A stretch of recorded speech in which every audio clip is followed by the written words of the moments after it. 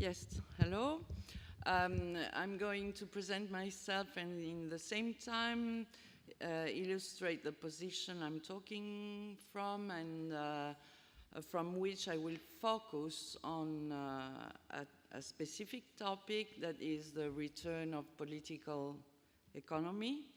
In this joining Thodoris Kariotis and what he said about not splitting politics and economics. So I have been involved as an activist in university movements before the reform, and that were against the privatization of university. And in the same time, we had the project, the reform for privatizing water supplies. And I have been involved in Teatro Valle too, and also because of the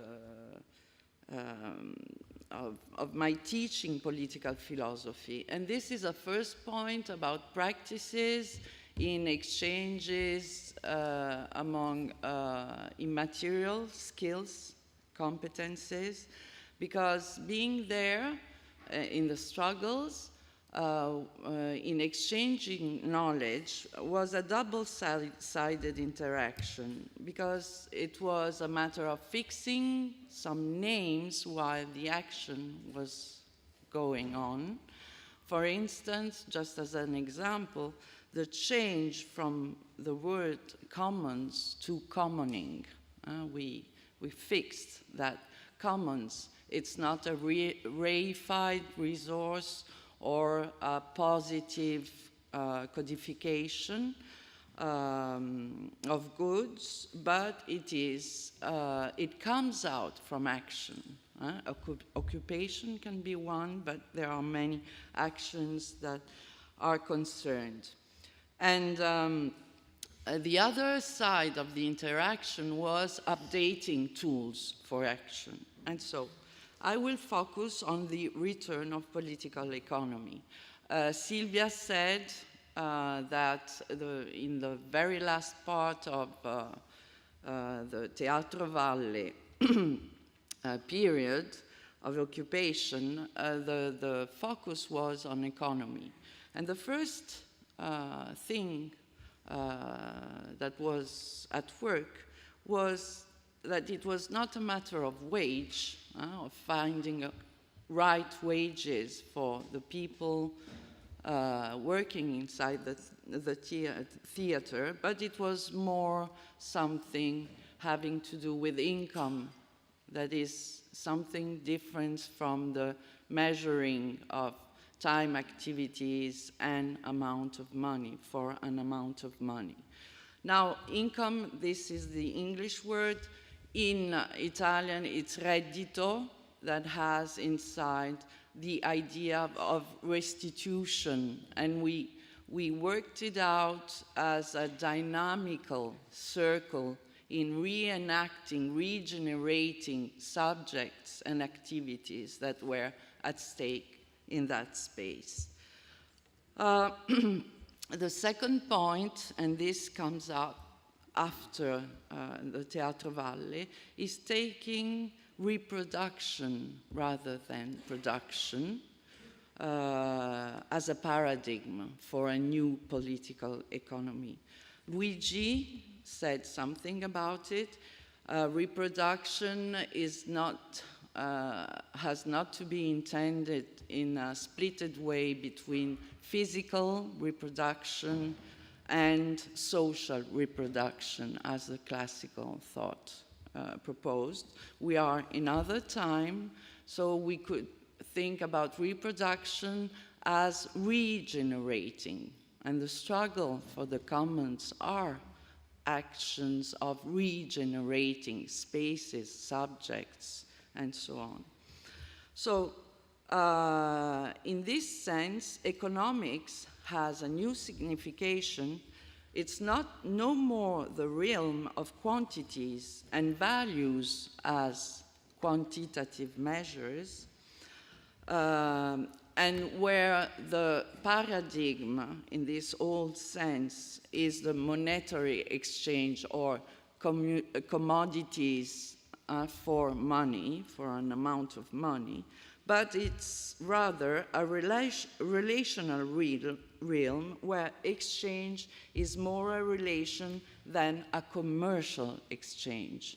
And I think this is very interesting. We can go back to the way in which Polanyi was intending the economical, and he was making a difference between the economical dimension and the commercial dimension. So in this sense, if we use political economy in this sense and the reproduction activities as a paradigm, we can overcome the distinction and the dualism between material and immaterial production. Sylvia was speaking about, it was one of the major questions at the Teatro Valle. People working on stage were developing activities that were very different from people taking care about communication. And so I think this could be, but also the experiences that Luigi was talking about. I'm saying this because of the true experience at the Teatro Valle, there was really the intersection of many, many struggles and actions, and very different one from the other, that nevertheless were able to communicate and exchange knowledges and practices.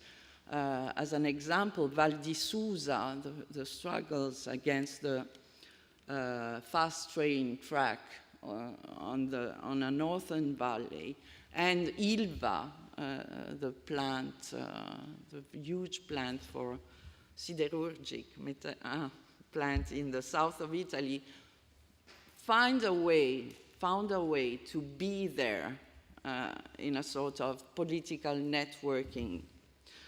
The final point I would make is that it's about value.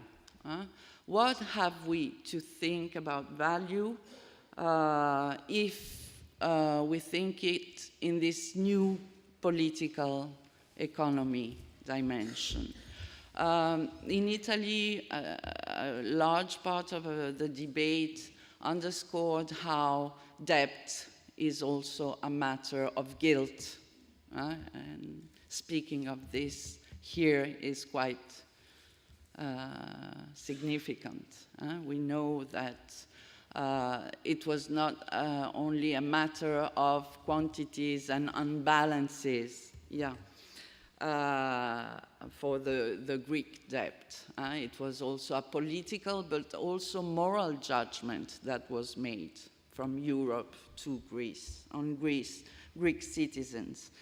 What we are proposing is to think value in terms of a process of valorization or devalorization of human activities and relationships, and that